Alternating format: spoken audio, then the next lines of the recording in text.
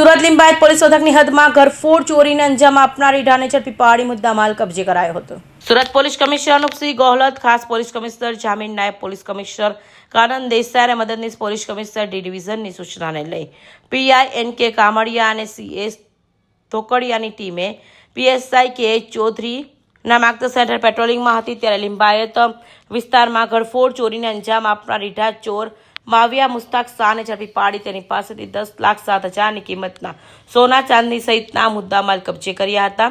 તો રીઢાને ઝડપી પોલીસે 2 ગુનાઓનો ભેદ ઉકેલી કાઢ્યા હતા। થયેલી હતી અને જેમાં સોનાના અને ચાંદીના ઘરેણાં અને મોબાઈલ ફોન સાથે આશરે 10 લાખ રૂપિયાનો મુદ્દામાલની ચોરી થઈ હતી। જેમાં ઘર માલિક છે પોતે ઘર બંધ કરી અને લગ્નમાં ગયેલ હતા। એ વખતે રેકી કરી અને જે આરોપી છે માવિયા સન ઓફ મુસ્તાક, જેની ઉંમર 29 વર્ષ છે, જે છૂટક મૂટક મજૂરી કામ કરે છે, જે શાહપુર સોસાયટી ગલી નંબર 3 અને લિંબાયતમાં સુરત શહેરમાં રહે છે।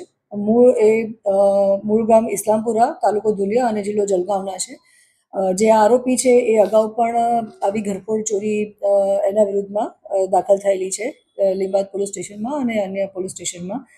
પોતે જામીન પર હતો અને જ્યારે રેકી કરી અને ખબર પડી કે આ ઘર બંધ છે ત્યારે એણે રાત્રિ દરમિયાન ઘરફોડ કરી હતી, જેમાં આશરે 10 લાખનો સોનાના દાગીના અને ચાંદીના દાગીનાનો મુદ્દામાલ હતો।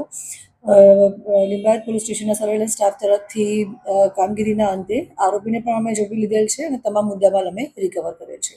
જે આરોપી છે તે પરિચિત હતો જગ્યાથી કે તે લિંબાયત પોલીસ સ્ટેશન વિસ્તારમાં જ રહે છે, એટલે એ આજુબાજુના વિસ્તારમાં જ્યારે ફરતો હતો અને રેકી કરતો હતો ત્યારે એને ખ્યાલ આવ્યો કે એ વિસ્તારમાં જ આ ઘર બંધ છે, એટલે એણે બંધ ઘરને ટાર્ગેટ કર્યું હતું અને આ રીતે રાત્રે એણે ઘરફોડ કરી હતી। જીને બારીમાંથી ચોર છે તે ઘરમાં પ્રવેશ્યો હતો એવું માહિતી મળી હતી।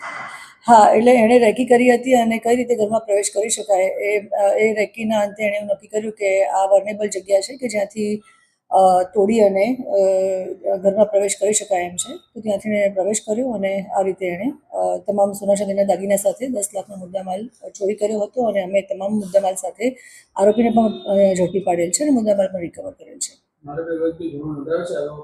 હા, આરોપીનો ગુનાહિત ઇતિહાસ છે। ઓલરેડી આ ઘરફોડ ચોરીનો જ આરોપી છે, જે એના અગાઉ એના વિરુદ્ધમાં 2 ગુના દાખલ થયેલા છે અને અત્યારે જામીન પર છે।